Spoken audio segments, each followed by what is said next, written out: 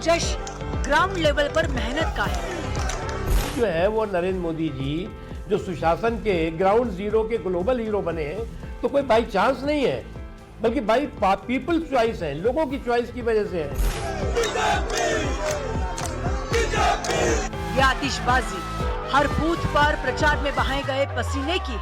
मुर्शिदाबाद, उत्तर 24 परगना, दक्षिण 24 परगना, मालदा, हुगली, ऐसे स्थान जहां पर भारतीय जनता पार्टी को कहा जाता था खाता भी खुलना मुश्किल है, आज वहां पर हम अधिक सीटों पर लीड कर रहे हैं। ये एक बहुत बड़ा प्रमाण है।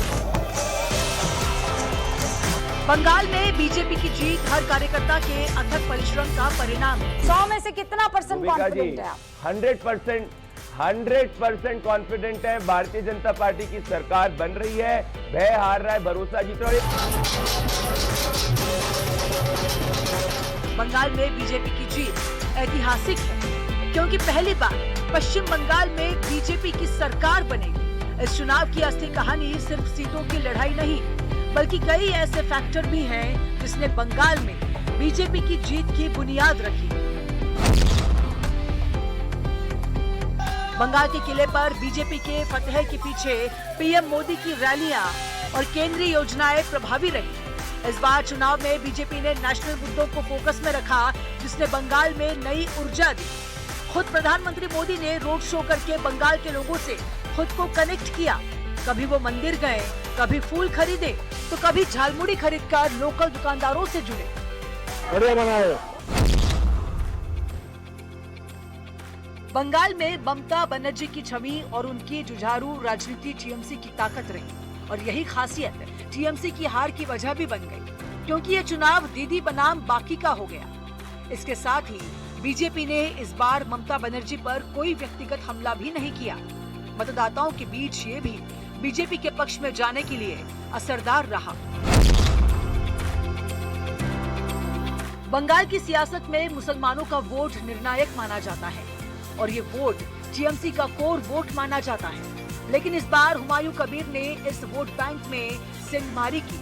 इस बार हुमायूं कबीर ने टीएमसी से अलग होकर नई पार्टी आम जनता उन्नयन पार्टी बना ली, जिससे ममता के वोट बैंक कुछ हद तक बढ़ गए।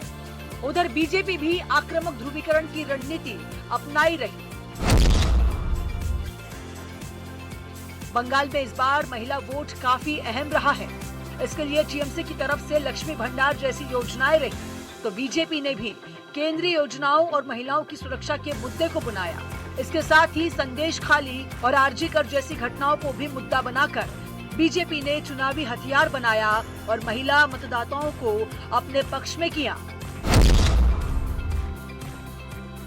पश्चिम बंगाल में बाहर से आकर काम करने वाले प्रवासी श्रमिक और उनका परिवार इस चुनाव में अहम भूमिका में रहा। देश के बड़े बड़े शहरों से ऐसी खबरें आई कि प्रवासी बंगाली श्रमिक वोट करने बंगाल गए। दिल्ली से लेकर नोएडा में काम करने वाली मेड और कई बंगाली श्रमिक ज्यादा से ज्यादा संख्या में बंगाल जाकर मताधिकार का प्रयोग किए। बीजेपी ने इस बार प्रवासी श्रमिकों के मुद्दे को भी खूब हवा दी थी, जबकि ममता बनर्जी ने श्रमिकों के पलायन को केंद्र सरकार के असहयोग वाले रवैये से जोड़ा। उत्तर 24 परगना और आसपास के इलाकों में मतुआ समुदाय का वोट बेहद अहम है। सीएए यानी नागरिकता संशोधन कानून को लेकर इस समुदाय में लंबे समय से उम्मीद रही है। पारंपरिक रूप से ये समुदाय बीजेपी का वोट बैंक माना जाता रहा। इस बार भी बीजेपी ने इसे अपने पक्ष में भुनाने की कोशिश की थी, जबकि टीएमसी ने स्थानीय मुद्दों और भरोसे के जरिए यहाँ संतुलन साधने की रणनीति अपनाई। पश्चिम बंगाल का चुनाव इस बार बीजेपी के लिए आर पार का रहा, और इसीलिए पार्टी ने अपने बूथ मैनेजमेंट और ग्राउंड कैडर को फुल एक्टिव कर रखा था। इसके साथ ही बीते कुछ सालों में बीजेपी ने अपना संगठन काफी मजबूत किया। इसके साथ ही चुनाव आयोग ने जिस तरह से सुरक्षा बलों की तैनाती की, उससे फर्जी वोटिंग रोकने में काफी मदद मिली। इसके साथ ही एसआईआर यानी स्पेशल इंटेंसिव रिवीजन के जरिए वोटर लिस्ट से कई फर्जी नामों को हटाया गया, जिसका असर साफ दिखा। पश्चिम बंगाल में एक बार फिर से इतिहास रच चुका है। एक बार फिर सियासी उलटफेर हो गया है। 15 साल पहले ममता बनर्जी ने 30 साल पुराने लेफ्ट के शासन को खत्म किया था और अब बीजेपी ने ममता दीदी की सरकार को सत्ता से आउट कर दिया है। इस जीत के तमाम फैक्टर हैं, जिसमें शामिल है मोदी शाह की रणनीति, जिसने ऐसी सुनामी लाई कि बीजेपी बहुमत का आंकड़ा पार कर गई।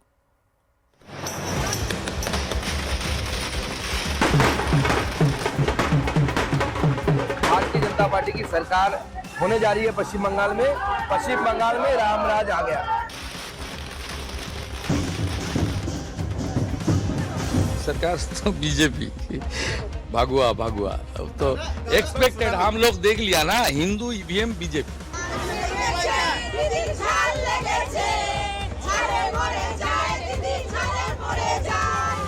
पश्चिम बंगाल ने फिर पलट दी सरकार, बीजेपी का पलटोना दरकार। चाहे बीजेपी सरकार का नारा बंगाल के लोगों ने साकार कर दिया। 2011 तक शून्य पर रहने वाली पार्टी ने 2016 में 3 सीटों से खाता खोला था और 2021 में 77 सीटें जीतकर धमाका किया था और 2026 में बहुमत हासिल करते हुए इतिहास रच दिया और ममता बनर्जी के एक छत्र माने जाने वाले राज को समाप्त कर दिया।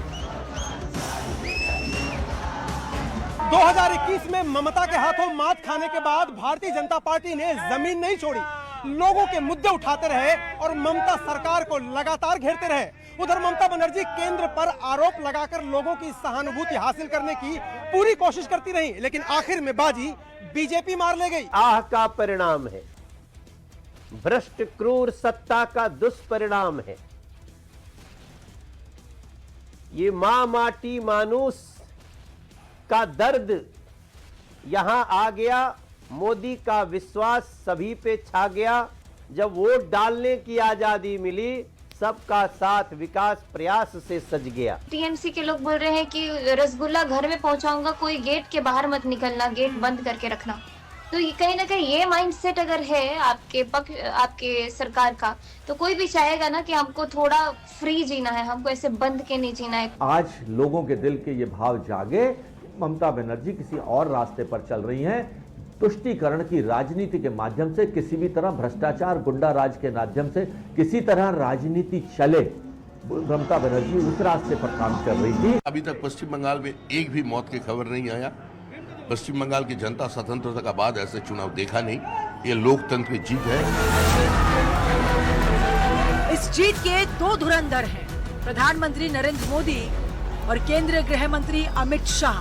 प्रधानमंत्री नरेंद्र मोदी ने नैरेटिव और रणनीति सेट की, तो अमित शाह ने उस नैरेटिव और रणनीति को जमीन पर उतारकर जोड़ा फूल को हराने का ग्राउंड तैयार किया।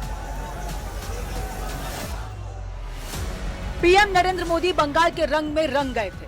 हुगली नदी में बोटिंग, बाजार में खरीदारी, झालमुड़ी खाते हुए बंगाल के लोगों से चर्चा, फुटबॉल खेलते हुए और बंगाल की संस्कृति के साथ समागम। हम तो रास्ते से जा रहे थे, झाल मुरही खा रहे थे, रास्ते से जा रहे थे, झाल मुरही खा रहे थे, बंगालियों जा रहे थे। दीदी मिर्ची लगे तो हम क्या करें, दीदी मिर्ची लगे तो हम क्या करें। वो लगातार ये बता रहे थे कि बीजेपी को बंगाल के लोगों का साथ मिला तो बंगाल विकास की रफ्तार पकड़ेगा और वो अपनी रैलियों में लगातार याद दिला रहे थे कि बंगाल को किन चीजों से आजादी चाहिए। हम सब मिलकर बंगाल को हर बेड़ी से आजादी दिलाएंगे। आजादी हिंसा और दंगों से, आजादी टीएमसी के भय और भ्रष्टाचार से, आजादी टीएमसी के सिंडिकेट से, आजादी घुसपैठ और घुसपैठियों से, आजादी बेरोजगारी और बेकारी से, आजादी तुष्टीकरण और परिवारवाद की बीमारी से। साथियों, यही वो आजादी है 21वीं सदी में बंगाल का पुराना गौरव फिर से लौटाएगी। 2021 में जब 77 सीटें मिली थी तब बीजेपी को यही लगा था कि एक धक्का और बीजेपी विपक्षी दलों से सरकार तक पहुंच सकती है। इसीलिए तभी से 2026 की तैयारियां शुरू कर दी गई थी और बीजेपी ने अपना पूरा फोकस ग्राउंड वर्क पर शिफ्ट कर दिया। हवाई दावों के बजाय कागज और जमीन पर एक एक वोटर का हिसाब रखा जाने लगा। अमित शाह ने खुद पश्चिम बंगाल के 44,000 से ज्यादा पोलिंग बूथों की मॉनिटरिंग अपने हाथ में ली। 152 अहम विधानसभा सीटों को चिन्हित किया गया। इन सीटों पर बूथों को 3 हिस्सों में बांटा गया। स्ट्रॉन्ग बूथ यानी मजबूत बूथ, फोकस्ड बूथ यानी जहां टक्कर कांटे की रहे, और वीक बूथ यानी वो कमजोर बूथ जहां सबसे ज्यादा काम करना था। चुनावी नतीजे बता रहे हैं कि अमित शाह के पन्ना प्रमुख और बूथ अध्यक्ष मॉडल ने टीएमसी के कैडर पर मजबूती हासिल की। फुटबॉल या हॉकी की तरह मैन टू मैन मार्किंग की। पन्ना प्रमुख सिस्टम के तहत एक एक कार्यकर्ता को सिर्फ 30 से 60 वोटर्स को संभालने की जिम्मेदारी दी गई। यानी एक पन्ना प्रमुख को महज 10 से 15 परिवारों पर नजर रखनी थी। उनका काम सिर्फ पर्चे बांटना नहीं था, उनका काम था चुनाव के दिन हर हाल में इन वोटर्स को उनके घरों से निकालकर पोलिंग बूथ पर सुरक्षित पहुंचाना। इसके अलावा कई बूथों को मिलाकर शक्ति केंद्र बनाए गए और हर बूथ पर 15 से 20 नए वोटर्स जोड़ने का एक सख्त टारगेट फिक्स किया गया। इस जमीनी माइक्रो मैनेजमेंट की रणनीति थी टीएमसी के उस काडर को तोड़ना जो थोक के भाव में वोटों को कंट्रोल करता था। दिल्ली में बैठे सुनील बंसल और भूपेंद्र यादव जैसे टॉप रणनीतिकारों ने इस पूरे नेटवर्क की पल पल की मॉनिटरिंग की। इसी का नतीजा था कि 2026 के पहले फेज के चुनाव में कूच बिहार, जलपाईगुड़ी और मुर्शिदाबाद जैसे इलाकों में 93% से 96% तक का ऐतिहासिक मतदान दर्ज किया गया। पश्चिम बंगाल विधानसभा चुनाव ने एक और पीएम मोदी और अमित शाह की जोड़ी ने संगठन को मजबूती की, क्योंकि वहां पर अलग अलग समय पर महत्वपूर्ण नेताओं को भेजा गया, बैठकें होती गई। दूसरी ओर यह भी नैरेटिव पूरे राज्य में फैलाया कि राज्य सरकार जमीन नहीं दे रही है बीएसएफ को फेंसिंग के लिए और पूरे राज्य की डेमोग्राफी बदल रही है। इसी मुद्दे को चुनावी प्रचार अभियान के दौरान बीजेपी के वरिष्ठ नेताओं ने, गृह मंत्री अमित शाह ने और पीएम मोदी ने अपनी रैलियों में जिक्र किया और कमोवेश रणनीतिकार यही मान रहे हैं कि इसका बड़ा प्रभाव इस बार चुनावी जीत में बीजेपी की पश्चिम बंगाल में पड़ा है। आज बनगांव से मैं डंके की चोट पर घुसपैठियों को चेतावनी देना चाहता हूं।